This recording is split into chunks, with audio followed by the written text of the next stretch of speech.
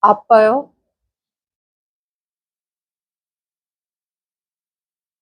몰라요. 아빠를 딱 한 번 만나봤거든요.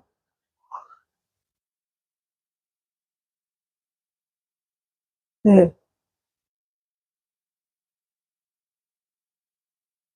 아빠는 남아프리카 공화국에서 엔지니어로 일했어요. 엄마 말로는 아빠랑 딱 24시간 동안만 사랑에 빠졌는데 내가 마지막 순간에 사고로 태어났대요. 8번째 생일날 아빠가 나를 케이프타운으로 초대했어요. 아빠를 만나러 오라고요? 물론 엄마는 불같이 화를 냈죠. 하지만 찾아내기도 쉽지 않았던 이 아빠라는 사람을 내가 워낙 만나고 싶어 하니까 결국 허락해줬어요. 나는 한 달 전부터 가방을 싸뒀죠. 어렸지만 내게는 그게 새로 시작할 수 있는 기회 같았거든요.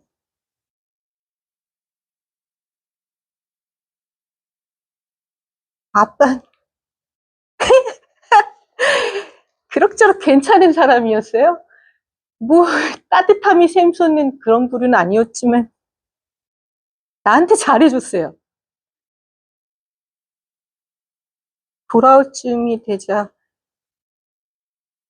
아빠가 나한테 사파리를 가보겠냐고 하는 거예요. 사파리라니? 8살 아이한테 사파리란 말이 어떤 음악으로 들리는지 모르시죠? 아빠는 가이드를 고용했고 우린 지프를 타고 출발했어요. 커다란 탄창이 달린 소총을 가져갔죠. 난 아빠의 그 거대한 총이 사자, 코뿔소, 코끼리로부터 우리를 보호하기 위한 거라고 생각했어요. 우린 온갖 야생동물을 봤죠. 그리고 마침내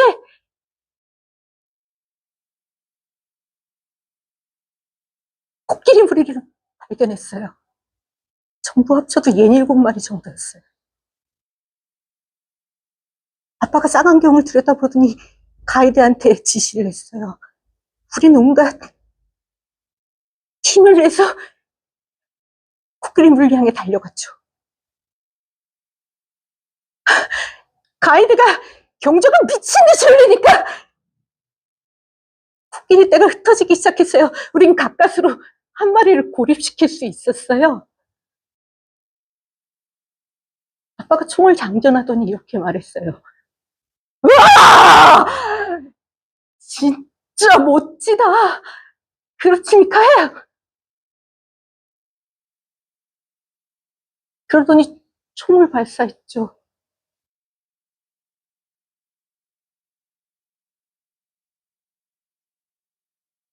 그리가 엄청나게 큰 울음소리를 내더니 차를 향해 돌진했어요. 하지만 우리가 코끼리보다 한 발 앞섰죠. 아빠는 일어나더니 조준을 했어요. 난 그때 아빠 바로 옆에 있었어요.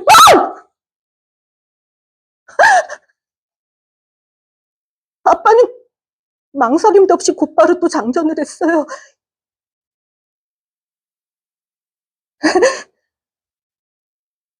조금도 손을 흔들고 있지 않았어요.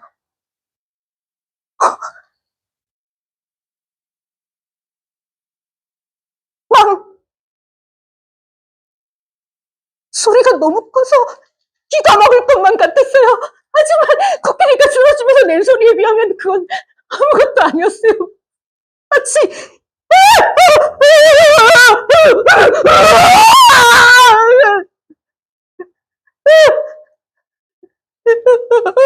처음에 난 가까이 다가가고 싶지 않았어요. 그런데 아빠가 자꾸 오라고 했어요. 코끼리가 옆으로 쓰러져 있었어요. 이마에선 피가 나고 있었지만 아직 살아 있었어요.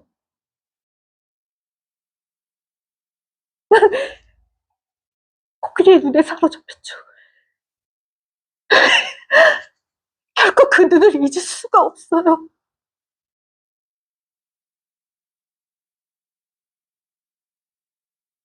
울고 있었어요. 진짜 눈물이었어요. 눈물이 코끼리 얼굴을 따라 주름진 피부를 타고 흘러내렸어요. 아빠는 바로 내 옆에 서 있었죠. 코끼리 머리 뒤쪽에 전부를 갖다 대고 말이에요. 그리고 조준을 했어요.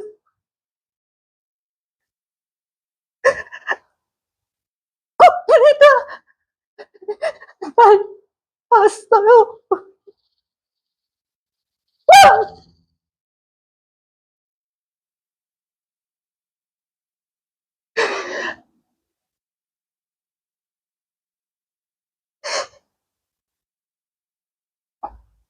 코끼리는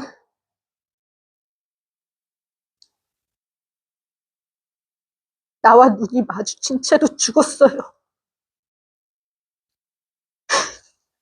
아빠가 내 어깨를 찰싹 때리더니 이렇게 말했어요. 자, 나중에 커서 사냥꾼이 되고 싶지 않니, 미카야? 절대로 그런 일은 없을 거예요. 내가 아빠한테 한 마지막 말이었어요.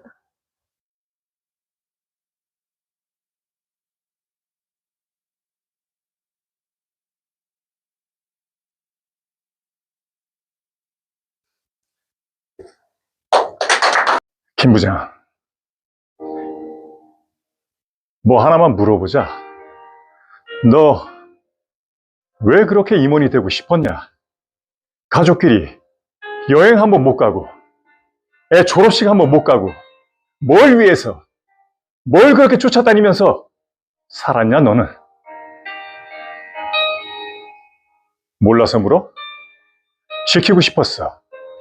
하진이, 수겸이, 가족들, 내 집, 내 자리, 다 지키고 싶었어. 그게 왜? 그게 다야? 어? 우리 제발 한 번만이라도 솔직해보자. 그래, 자존심. 하진이가 말한 대로 자존심 지키고 싶었어. 그게 왜? 남의 차나 닦으면서 살 자신이 없으니까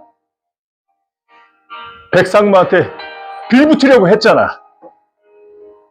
아니, 내가 뭘 그렇게 도대체 잘못했는데?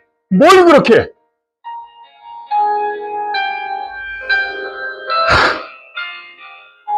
나 퇴직하는 날 하진이가 다른 말 한마디 안 하고서 그냥 수고했다, 그 한마디 하는데, 야, 난 내가 지켜주고 있는 줄 알았는데 아니었어. 하진이가, 수겸이가 그렇게 내 등 뒤에서 나를 지켜주고 있었던 거야. 이 못난 나는 그럴 동안 그냥 이 알량한 자존심 하나 꽉 움켜쥐고 있었던 거야. 그래, 그거, 야, 그거 이제 그만 좀 내려놓자. 어? 김 부장, 수고했어. 야, 그 지랄 맞은 백상무 수발 들고 밤낮 영업 뛰고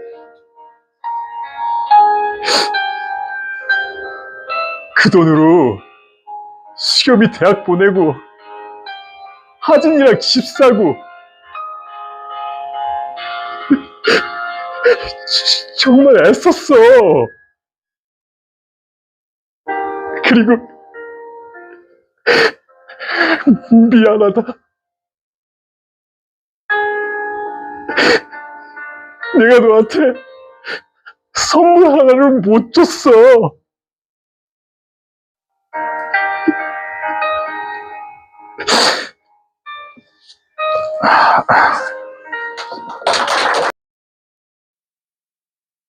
난 원래부터 이런 사람이 아니었어요.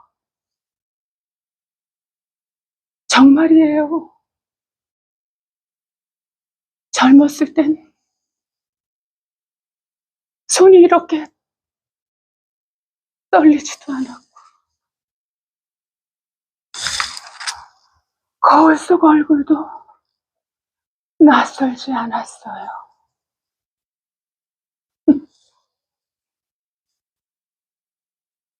다들 쉽게 말해요.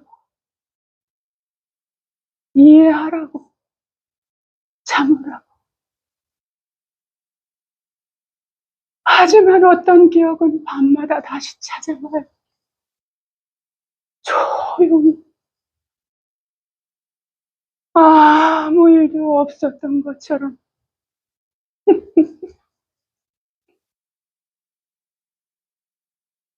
난, 난, 난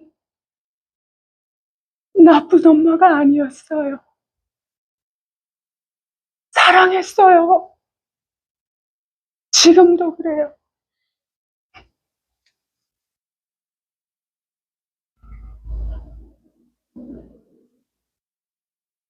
사람들이 나를 볼 때 실망한 눈으로 보는 것이 난 무서워요. 그래서 난 조용해져요.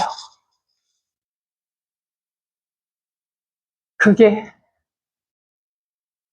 내가 살아남은 방법이었어요. 네, 여기까지입니다. 이제 제 운명은 파멸입니다. 그자의 음악을 듣는 순간 난 느꼈죠. 공허함을. 아담이 자신의 나체를 느낀 것처럼 말입니다. 오늘도 그자는 미친 듯이 웃고 있겠죠. 생각나는 대로 갈겨 쓴 그자의 음악 앞에서 나의 심혈을 기울인 이 작품들은 쓸모없는 낙서질에 불과하겠죠. 그래도 감사합니다. 당신을 찬양할 수 있어서.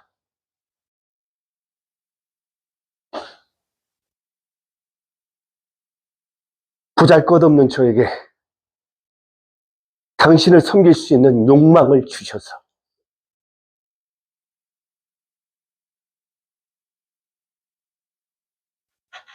제가 영원히 평범한 인간이라 해도 말입니다.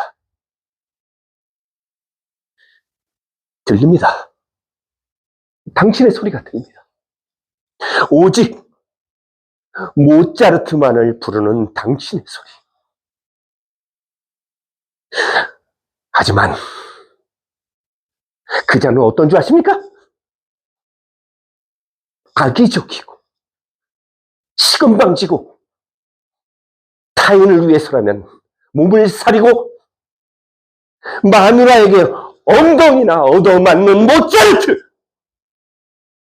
당신은 그를 신의 대리자로 선택하셨습니다. 당신 잘 알고 있잖아. 내가 얼마나 노력한지 당신이 제일 잘 알잖아. 엄격하게 덕을 쌓고 노력해온 건 나라는 말! 좋습니다. 이젠 우린 안숙입니다. 난 두 번 다시 당신의 소리를 듣지 않겠습니다!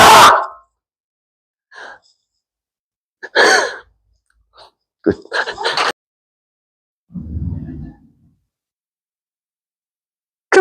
그만요!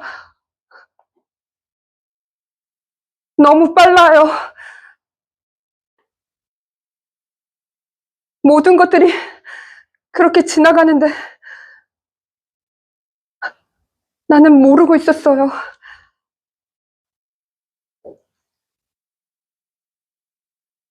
데려다 주세요.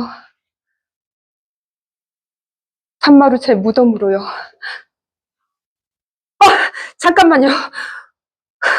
저 한 번만 더 보고요.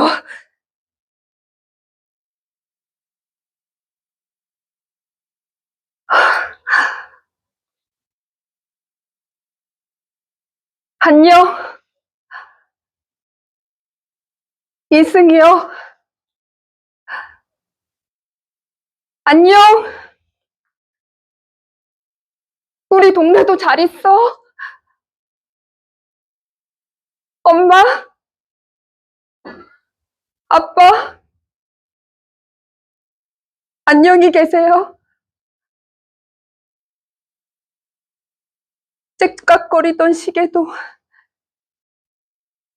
엄마가 기르던 해바라기 꽃도,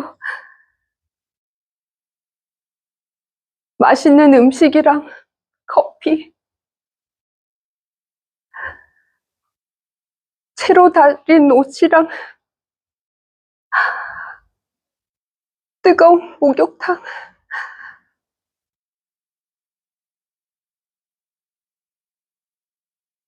자고 일어나는 모든 것들.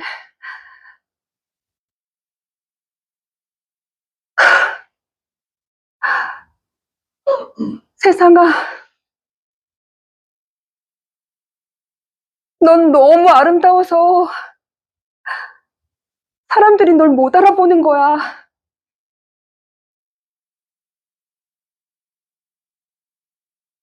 살면서 자기 삶을 제대로 깨닫는 사람이 있을까요? 매 순간마다?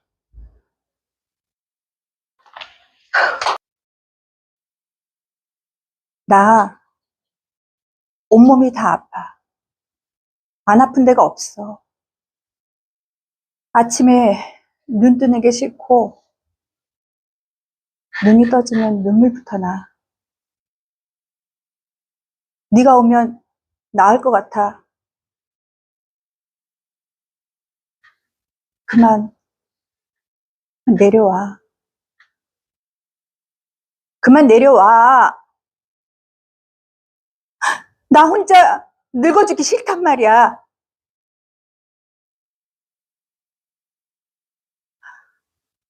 염소 새끼도 사랑하고 흑돼지도 사랑하면서 나는 왜 안 사랑해? 너 여기서 득도 못해. 나같이 지랄 맞은 여자랑 살아야 그래야지 득도라지. 이 시골 살 속에서 득도 못해. 그만 돌아와. 여기 확 불질러 버리기 전에 그만 돌아와.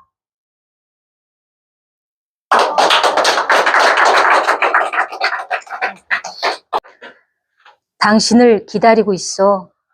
당신이 이미 이 세상에 없다 해도 오래전에 어느 별에 정착해 좋은 사람 만나 아들, 딸 10쯤 낳고 가족들의 축복 속에 한 생을 마감했다 해도 혹은 어느 빛의 궤도에 올라 지구가 회복되기를 기다리며 아득한 여행을 하고 있다고 해도 어쩌면 아득한 성계 너머에서 이제 막 배에서 내리며 어린 날의 가벼운 추억거리처럼 나를 회상하고 있다고 해도 아, 그런 사람이 있었죠.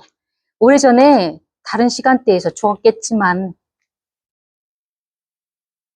하루를 살기 위해서는 하루가 다 필요해. 하루라도 정신을 놓으면 그 시간이 하염없이 늘어나.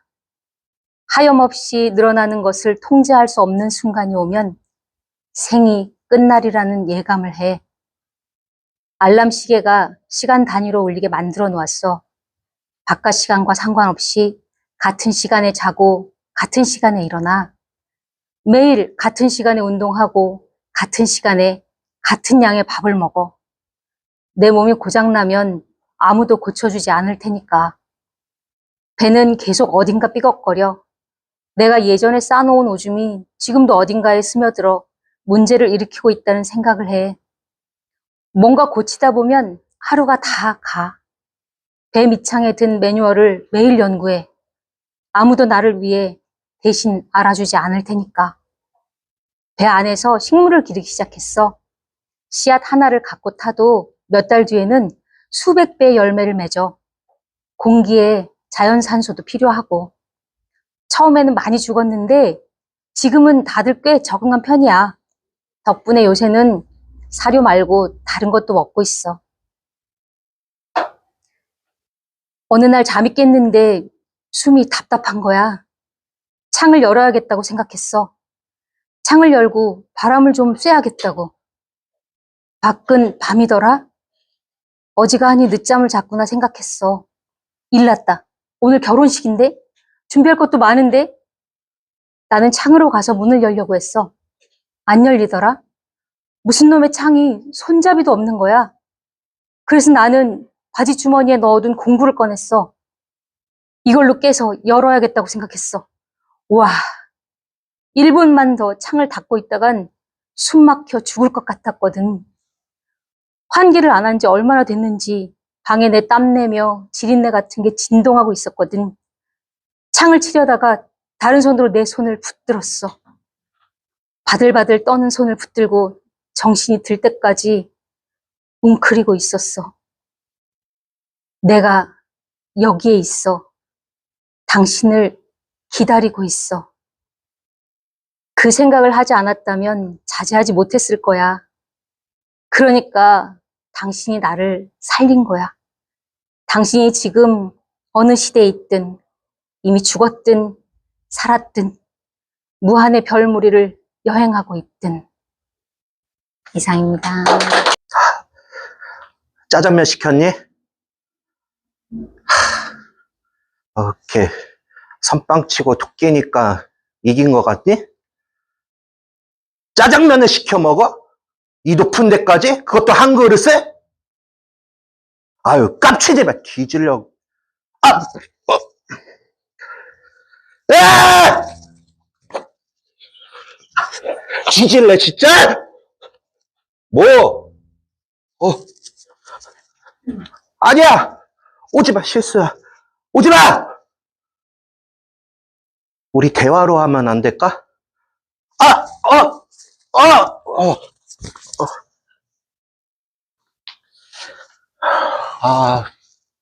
추워. 3,000원? 홀에서만 3,000원이야! 좀 어설펐는데. 전 이미 각하께 제 결정을 말씀드렸고 계약서에 정해진 금액만을 갚기로 거룩한 안식이라도 되고 맹세했습니다. 만약에 이것을 거부하신다면 여러분의 헌장과 이 도시의 자유는 한낱 물거품이 되고 말 거예요. 왜 내가 3만 다크를 받는 대신에 살 한 덩이를 원하냐고 물어보시겠죠? 제 변덕이라고 해주죠. 대답이 됩니까? 만일 우리 집에서 쥐새끼가 문제를 일으켜서 내가 그 쥐새끼를 없애는데 1만 다카르를 기꺼이 쓰겠다면요? 여러분께는 그래도 답이 안 되나요? 어떤 사람들은 입 벌린 돼지를 못 견뎌 하죠. 또 어떤 사람들은 고양이를 보면 몸서리 쳐가, 또 어떤 이는 풍적 소리를 들으면 오줌을 지르고 말죠. 감정의 주인인 정서는 우리가 좋고 싫음에 따라 요동치기 마련이니까요. 자, 제가 여러분께 대답을 해드리자면, 왜 누구는 입 벌린 돼지를 못 견뎌하고, 왜 누구는 무해하고 필요한 고양이를, 또 누구는 풍적 소리를 들으면 기분을 잡치는데, 자기가 왜 기분이 잡치는지 알지 못하는 것처럼 안토니오 씨를 향한 나의 뿌리 깊은 정오와 모종의 혐오감 때문에 이 손해보는 소송을 제기할 수밖에 없으며 그 밖에는 어떠한 이유도 되지 않을 것입니다. 자, 대답이 됩니까? 그게 다인가? 고작 그 정도로 날 모욕하려 했단 말인가? 하, 톤이 너무 단순하구나, 아저씨. 나 같으면 훨씬 다양한 어조로 내 코를 묘사했을 텐데 말이요. 예를 들면, 공격적으로, 이보시오. 내가 그런 코가 있다면 당장 잘라버리겠어. 라든가, 친근한 조로, 물 마실 때 방해가 되겠군요. 특별한 컵을 맞추셔야겠어요. 라든가, 아니면 대담하게, 저건 코가 아니라 굴뚝이다. 연기가 나는 게 신기하군 그래. 재치도 없고 어이력도 부족한 당신이 나를 모욕하려 들다니. 하지만 명심하시오. 내 코는 내 자존심의 상징이자 내 검이 향하는 이정표라는 것을. 아이고, 죄송합니다.